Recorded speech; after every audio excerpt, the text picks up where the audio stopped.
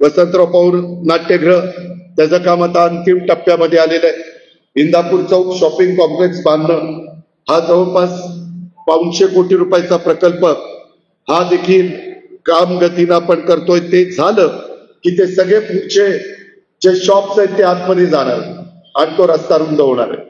त्यामध्ये आपल्याला गणेश मार्केटच्या समोर पण नंतर व्यवस्थित डिवायडर टाकून तिथल्याही लोकांना पर्यायी व्यवस्था करून काय करतात लोक, आपण रुंद केलं ना तिथंच गाळा लावतात, तिथंच काहीतरी आता ते बारका हत्ती आणतात, बारका हत्ती म्हणजे ते टेम्पो, आणि ते तिथं लावतात आणि लगेच त्यांचा धंदा सुरू।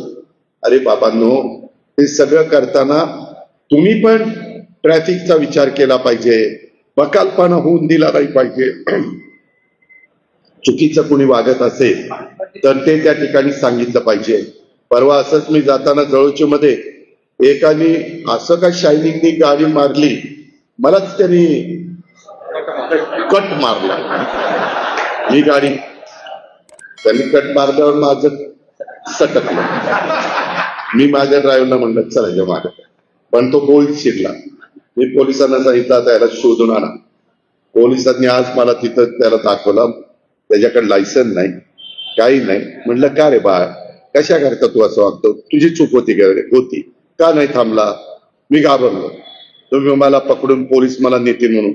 ही जी काही पद्धत आहे, अजूनही काही मुलं बारामतीमध्ये कुठंतरी मोटरसायकल, कुठं ते काय ते सायलेन्सर मध्ये पोलिसांनी पकडलं।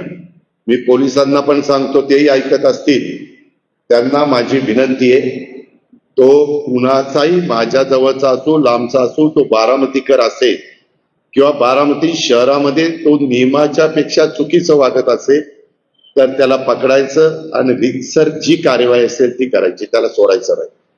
आणि त्याचे सतत असे प्रकार, त्याची प्रवृत्ती ती असेल तर 3-4दा खटले भरायचे आणि नंतर पहिल्यांदा तडीपार करायचा, आणि तडीपार करून देखील नाही ऐकलं तर मग कोका लावायचा।